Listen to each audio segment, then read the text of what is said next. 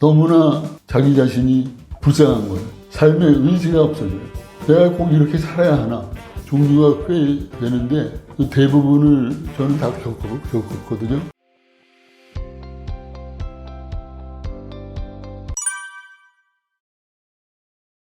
지체 없이 알려줬죠. 집사람한테.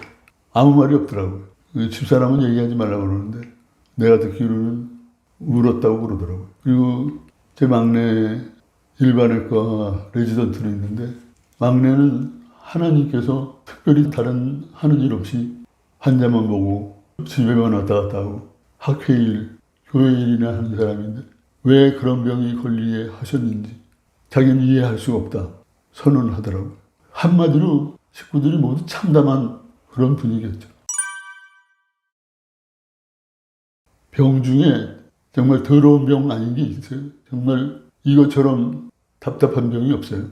도파민이라는 신경 전달 물질이 있어요. 그 도파민이라는 물질은 운동 외 정보, 운동의 정보랑 같이 합쳐서 조절하는 거예요. 그러니까 쉽게 얘기하면 내가 뛴다 그러면 뛰는 것만 있는 게 아니잖아요. 빠르게 뛰어야 될 때도 있고 천천히 뛰어야 될 때도 있고 아니면은 손을 들면서 웃으면서 뛰어야 될 때도 있고 이를 악물고 뛰어야 될 때가 있고 운동 아닌 그런 요소가 들어가야 제대로 조절이 되죠. 그거를 조절해주는 역할을 하는 거예요. 이제 시중에서는 행복 호르몬이라기도 하고 그 행복 지수를 보여주는 물질이라고 그러죠.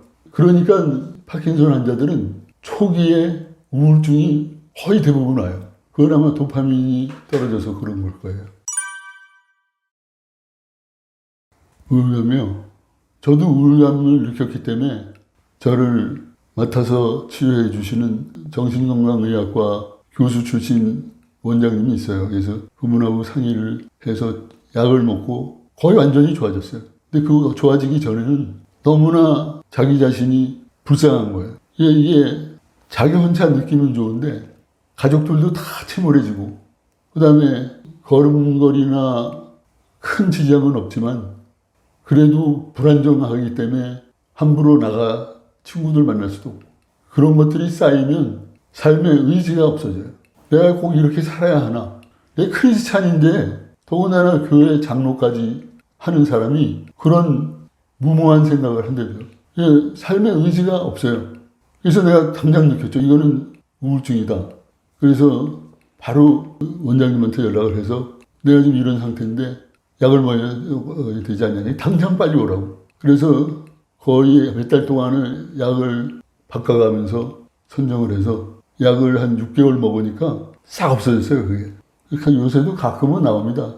그렇지만 그 이후로 약을 계속 복용은 하고 있어요. 2가지 정도. 그거는 그렇게 말처럼 쉬우면은 우울증 걸릴 것도 없죠. 그 약만 먹으면 되니까.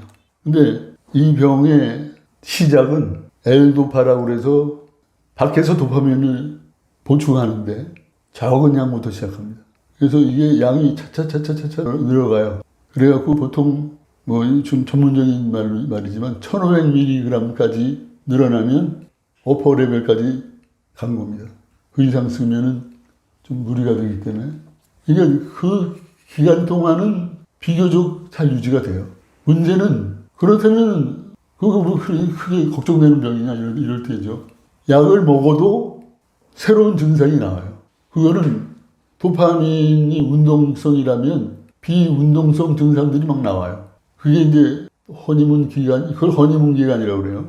그 약을 먹어서 아주 반응이 좋은 시기를 허니문 기간이 짧을수록 빨리 나와요. 근데 허니문 기간의 짧음과 긴 것이 어디서 차이 나냐면 L도파가 밖에서 만들어서 집어넣은 도파민인데 엄청난 부작용이 있어요.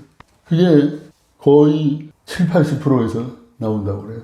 그 양이 적을 때부터 나오는 사람하고 양이 많아질 때문에 나오는 사람 이게 다 합해서 통계를 보면 어떤 거냐면 무도병이라고 그래서 잠잘 때 막 이 춤추는 듯이 도리깨병이라고 그래서 도리깨가 깨 있죠, 깨를 나무떼기에다가 줄을 달고 그 끝에 또 나무를 달아요. 그래갖고 내려치는 거예요. 이게 이렇게 치죠. 이런 짓을 해요. 자기가 의도 없이 그냥 저절로 무의식적으로 이런 행동을 해요. 그런 여러 가지 부작용이 나오기 때문에 약을 못 올려요. 그러면은 약을 못 올리는데 치료가 됩니까? 안 되죠. 그래서 이제 그런 경우 뭐 또 치료법들이 있긴 있지만은 그런 거는 뭐 자세한 거를 말씀드리긴 그렇고, 그래서 파킨슨스 병이 문제가 되는 겁니다. 이게 뭐 약만 먹어서 나을 거라 했으면 정말 얼마나 좋겠어요. 종류가 꽤 되는데 그 대부분을 저는 다 겪었거든요. 보행 동결, 이거는 영어로 프리징이라고 합니다. 프리징. 뭐냐면 얼어붙는 거예요. 내가 주로 어떤 때 나오냐면 길을 걷다가 갑자기 길이 좁아져요. 아니면 탄탄대로를 걷다가 돌이 깔려있는 길을 가요. 그러면 어떻게 발을 짚어야 될지를 판단을 못해요. 서서 이거를 어떻게 건너가야 되지 하고 생각을 하는데 다리가 계속 경직이 오는 거예요. 그러니까 이게 서 있는 것도 힘들어서 나중에는 통증이 오니까 누가 부축하여서 가지 않는 한 혼자서 못 가요. 아니면 쓰러져 버려요. 그러면 다른 사람들이 와서 도와줘야죠. 또 하지 불안전증. 그건 하지가 불안해서 다리를 잘 못 짚으니까 주로 어떻게 걷냐면 총총걸음을 걸어요. 멀리 하다가는 넘어질 것 같으니까. 그 다음에 근육 강직. 이것도 몸이 뻣뻣해서 우리는 이렇게 보통 치료 잘 된 사람들이나 정상적인 사람 이러지만 이거를 못해요. 손 돌리는 거 이런 거를. 자세 변형. 영어로 얘기하면 디포미티라고 그러는데 제가 이것 때문에 엄청 고생했죠. 목뼈가 기형이 와서요. 수족 변형. 손과 발에도 변형이 옵니다. 연화장애. 음식을 못 삼켜요. 아니면 물을 먹을 때 물이 기도로 들어가요. 구음장애. 소리를 못 내요.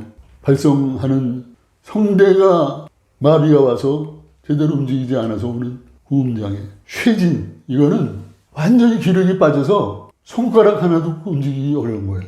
저는 사실 젊어서도 운전을 좋아했고 우리 집안 식구들 어디 여행 가면 24시간 일해도 운전을 하는 사람인데 제가 이게 무서워서 운전을 못해요.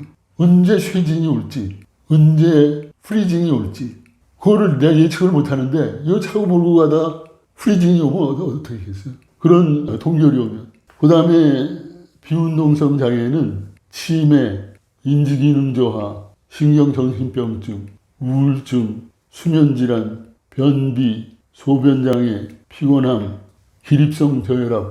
이게 파킨슨 환자들 증상이 나오기 시작하면 증상의 집합소예요.